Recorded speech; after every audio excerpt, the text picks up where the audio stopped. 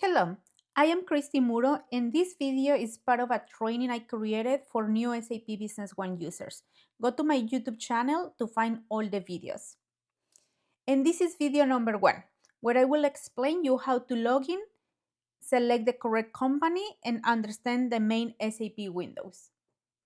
The first thing that you need to know is that the way that you open SAP can be different, depending on how your company installs SAP. In some companies, SAP is hosted in the cloud.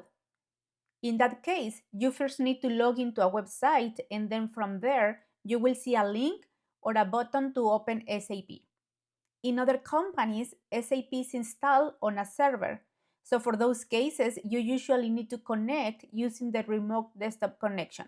Once you are connected, then you will see the SAP Business One icon. And in some cases, SAP client is installed directly on your computer. So if that's your case, you will see the SAP Business One icon directly on your desktop or in your program list. So no matter how you connect, at the end you will see the SAP Business One icon. So to be able to open SAP, you just need to double click, and SAP is going to show you the screen to type your user and password. So basically here you type your user and then your password.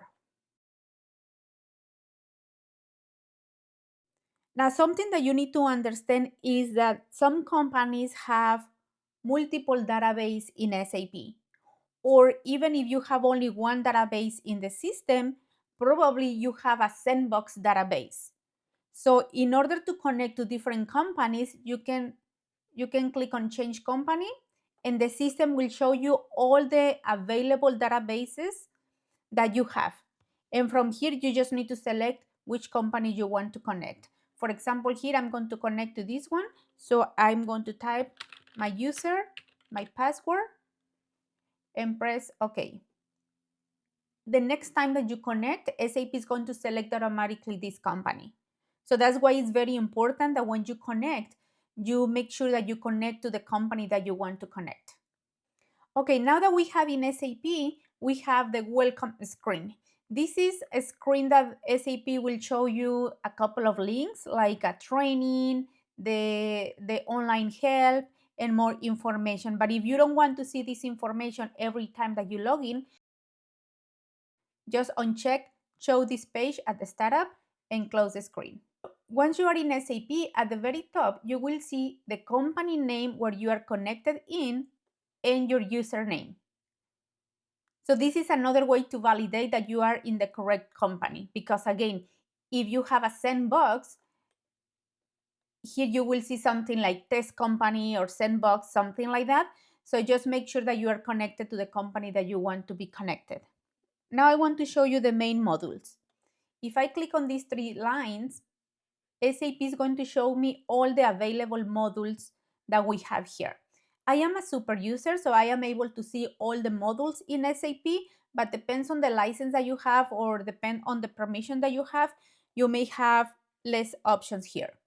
And here we have the administration module where we do the settings, and then we have the financials, CRM, opportunities, sales, purchasing, business partners, that includes customers, vendors, and leads, banking, inventory transactions, resources, production, the MRP module, service, human resources, project management, reports, and the Excel report and interactive analysis.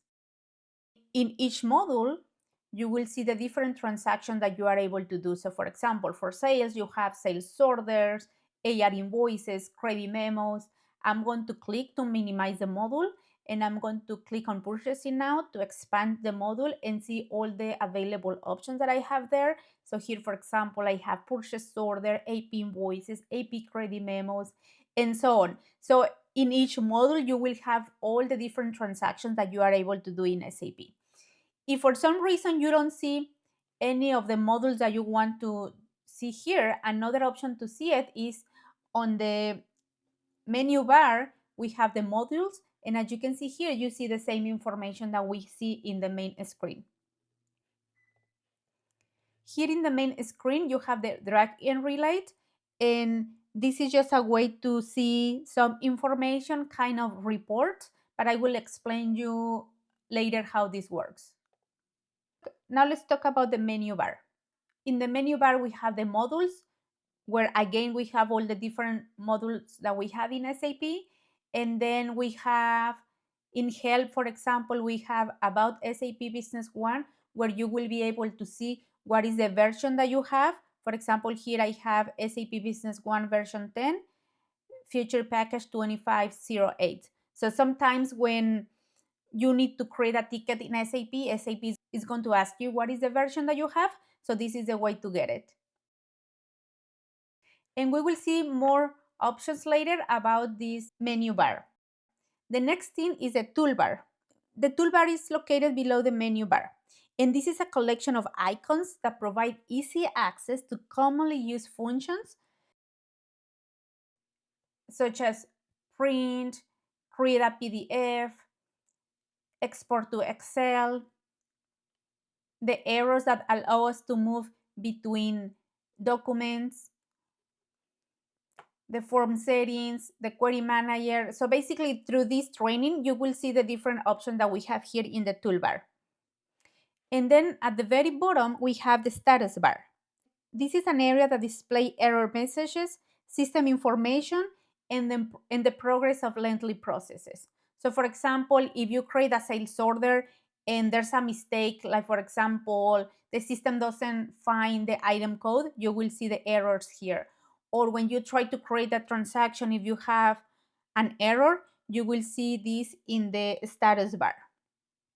And finally, I'm going to show you how to close SAP. So once you're done with your processes, you're going to click on File and Exit, and SAP is going to close the SAP. And that's it for today. Thank you for watching.